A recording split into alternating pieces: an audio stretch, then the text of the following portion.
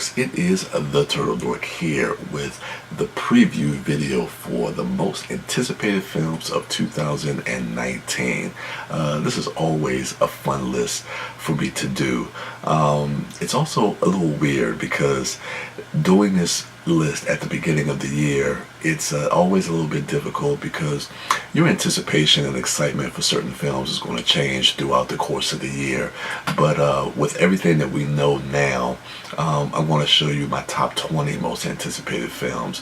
Of course, there's a lot of movies that don't have trailers or we don't really know a lot about them. And of course, a lot of times with lists like this, they can be front-loaded with a lot of movies that come out in the beginning of the year. But as we get closer to the end of the year, we see some of the more anticipated movies that we want to see.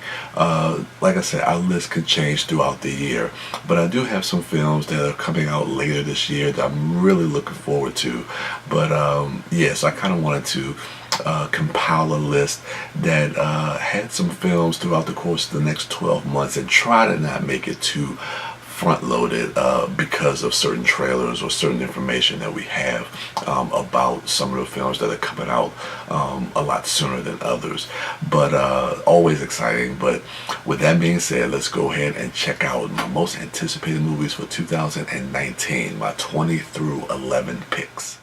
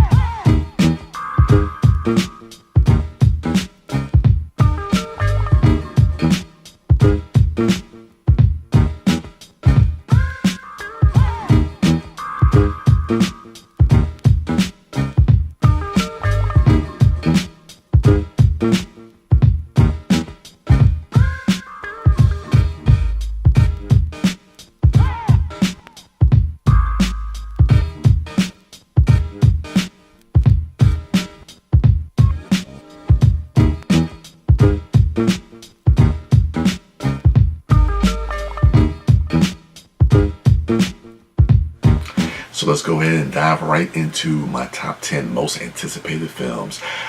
Number 10, some people may think this is a bit of a head scratcher, but this is a movie that I'm actually really curious and excited about the possibility of what it could be, and that is Terminator 6. The untitled Terminator film. This is directed by Tim Miller, who did the first Deadpool film. And what I like about, or what makes me curious about this film is the fact that, well, first you're bringing Linda Hamilton back. They're retconning a lot of the sequels, and this is going to be a direct sequel from Terminator 2. So I think that that storytelling aspect is really what gets me intrigued by it. It feels kind of like the stuff that we've been seeing recently with stuff like Halloween and with Transformers, where they're retconning stuff and they're also treating it kind of like a soft reboot, with bringing in Gabriel Luna as a new Terminator, with bringing in people like Mackenzie Davis. James Cameron is back on as a producer on this film, and he says that he kind of wants to bring Terminator in for a new Terminator for this new generation. And Tim Miller really seems like he's trying to pay honor and homage to the character of Sarah Connor. So there's a lot to be curious about. There's a lot for me to get excited about. I'm looking forward to this film. I'm looking forward to this film a lot. So we'll see how this one actually turns out. So for number 9 is another film that it feels like a lot of people aren't really that excited for, but for me, I'm pretty excited about this movie. A lot of people think it's just a rehash. Why do we need this film? But I'm curious. A lot of curiosity, right? My number 9 is The Lion King. I know a lot of people say, well, you know, the 94 film is still perfect. Why do we need to make a quote-unquote live action version? I'm not going to get into the semantics of whether this is live action or animation, but I'm still excited for this movie. What Jon Favreau was able to do with The Jungle Book, and being a huge fan of Jon Favreau in general, I'm definitely looking forward to how he's actually going to change the story of The Lion King, to have our hearts ripped out of us from those scenes that really devastated us from the 94 animation film, of course, with the death of Mufasa, spoiler alert. But yeah, I'm really looking forward to this, and it was really cool to see that teaser trailer, even though, you know, it's a scene that we've already seen. And a lot of people can say, well, you know, why do we need this? And yeah, you could say that, but again, Disney is not just going to make a shot-for-shot remake. Just like with The Jungle Book and how they were able to kind of change and flesh that story out, I really do believe that Disney and Jon Favreau are going to give us something that is completely different. Not all the way different, but something that is different from the animated movie from '94.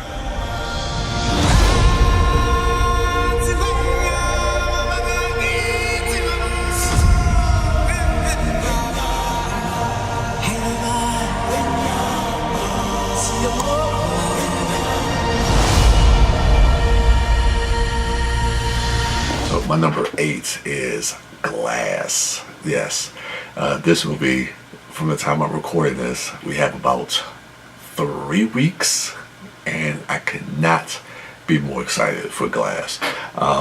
Seeing Split, seeing the reveal in Split, and the way M. Night Shyamalan is able to kind of create his own kind of universe, especially when a lot of people really kind of look at Unbreakable as his best work that he's ever done. And when that film came out, a lot of people were kind of clamoring for a sequel, and thinking that he definitely could have made a sequel, and that he's had talks about ideas that he's had.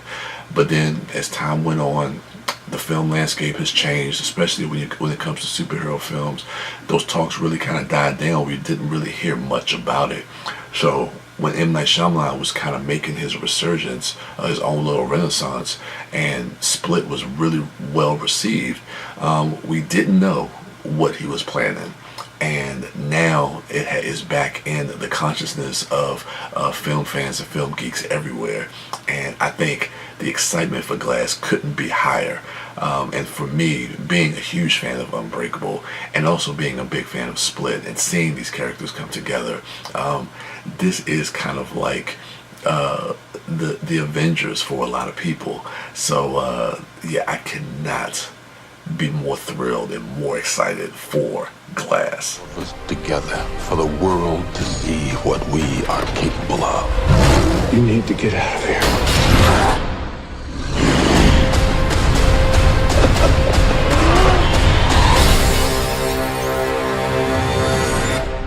What have you done, Elijah? So the next film I have on my list at number 7 is Joker. This is the new film from DCWB. From what we're hearing, this is a movie that takes place outside of the continuity of their main cinematic universe.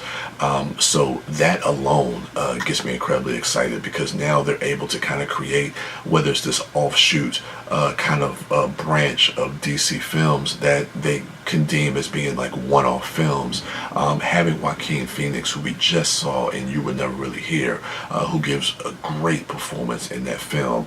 I think we're actually going to see a movie that is going to surprise a lot of people.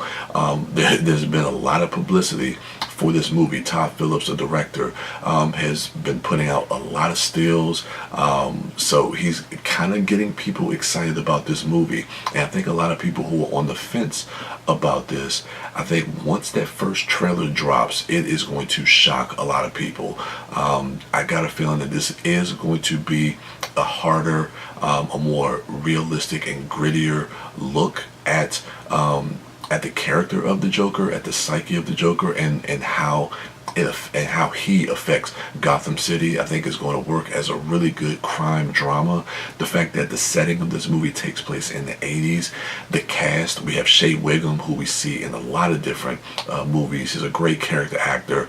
Zazie Beetz is in this film, who I absolutely love, from Atlanta, and she killed it in Deadpool 2.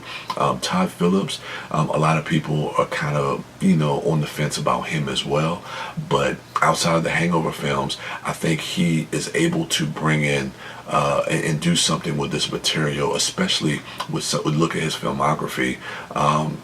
He's able to kind of tackle darker tones, even within his comedy. I think he's able to do that. So to give him some material like this, I'm interested to see how he's going to play with that. So I don't know, man. I think the Joker is going to surprise a lot of people when it comes out this October. At number 6, I have Hobbs and Shaw.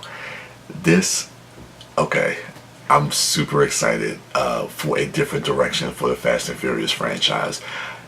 Fate of the Furious, the 8th film in that franchise, was a huge letdown for me. I'm a huge fan of that series.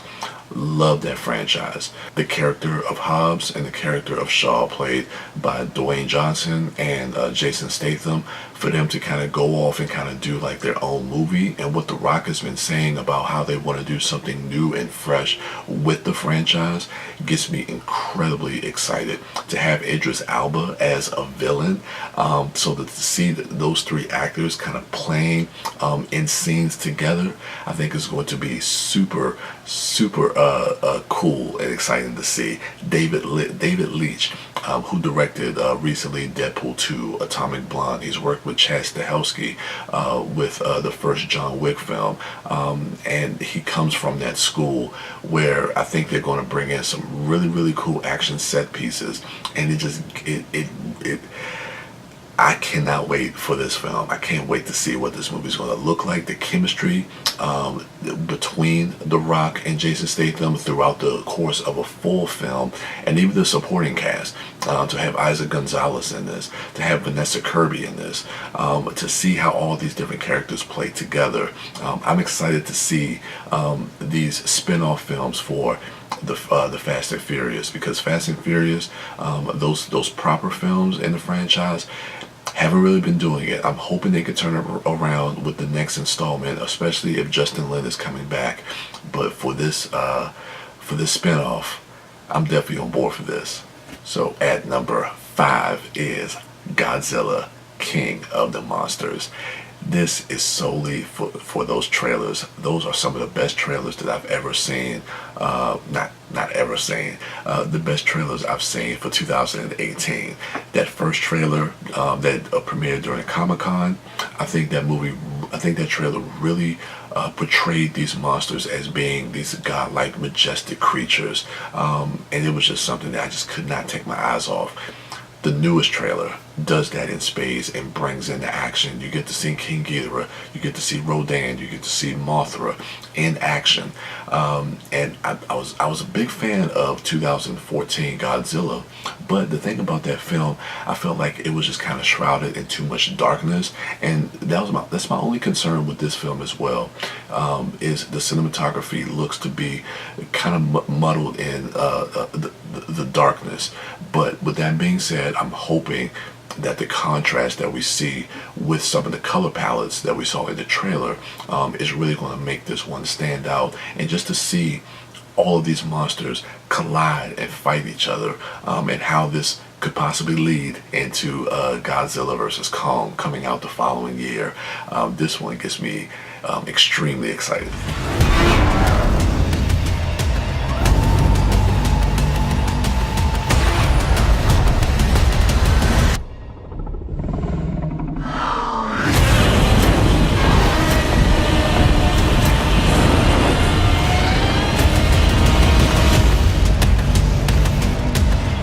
So at number 4 is John Wick 3, Parabellum. Love this franchise. Love what they're doing. I like that they're going to make a hard out with this third film. They're not even talking about the possibility of there being a fourth film. They're like, no, we're making a trilogy. That is it.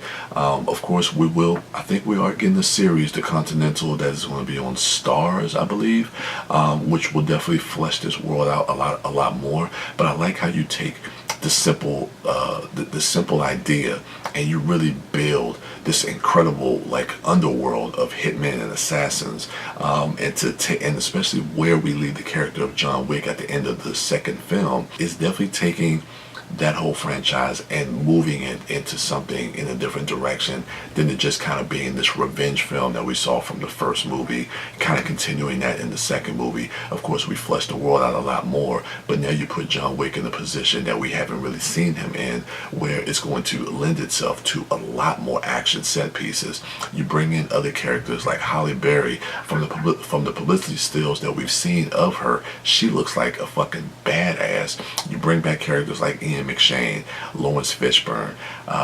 Yeah, I cannot wait for John Wick 3, Parabellum.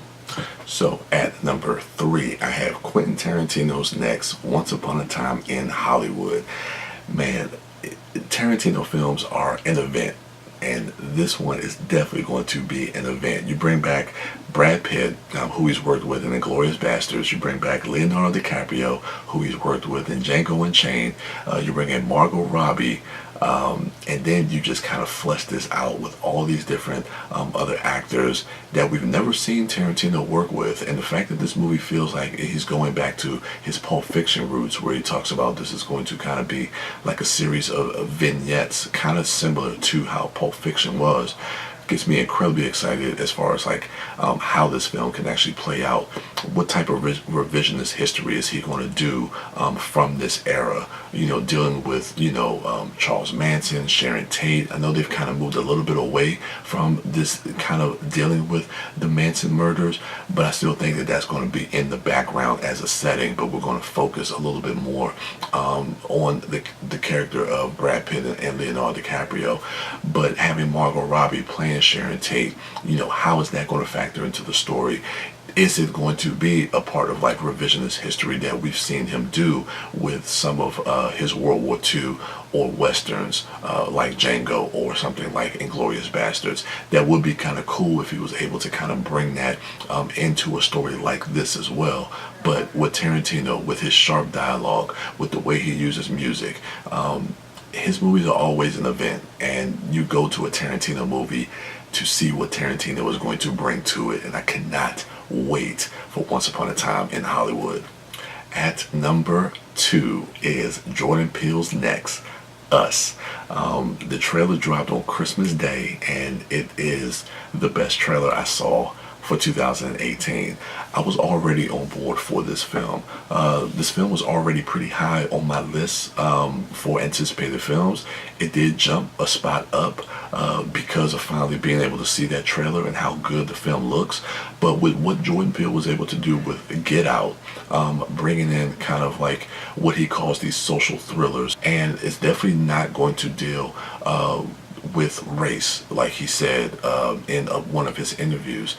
But again, it's kind of shrouded in mystery. Even from the trailer, we can start to kind of piece certain things together, and we can definitely start to kind of theorize what Us is going to be about. But even with that being said, we don't know what's in store and within the context of the film what is actually going on.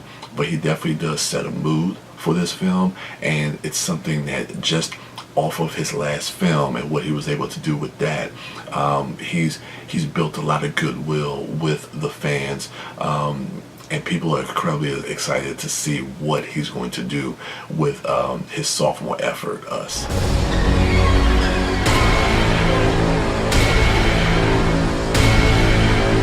Be careful.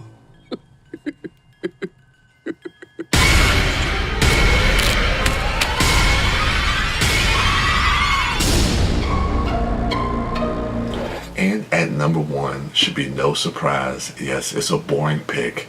Avengers Endgame. we all know where we left off with Infinity War, and we cannot wait until to see what is actually going to happen and how this second part is going to conclude this, I guess you could call, first chapter of the MCU. Of course, there's a lot of speculations, there's a lot of theories, and people have been waiting for the longest time, not just for a trailer, but also for the title. So we finally know what the title is, and it could be a little telling, but at the same time, I think we're going to have a satisfying conclusion for a lot of these characters that we have grown to love and have followed their journeys from 2008. So I'm incredibly excited to see how the Russo brothers are going to handle Endgame and really bring in some characters that we haven't seen, characters that were left out in Infinity War, and how the Avengers and our heroes are going to basically try to save the day, bring our dusted friends back and defeat Thanos, and any other threats that could possibly be in this film, or anything that they hint at to lead into phase 4 or whatever the next chapter of the MCU is going to be called. But all of it is incredibly exciting. So yeah, with that being said, Avengers 4 is my most anticipated film for 2019. You lost friends, you lost family, we lost a part of ourselves. This is the fight of our lives. This is gonna work, Steve. I know it is. Because I don't know what I'm gonna do if it doesn't.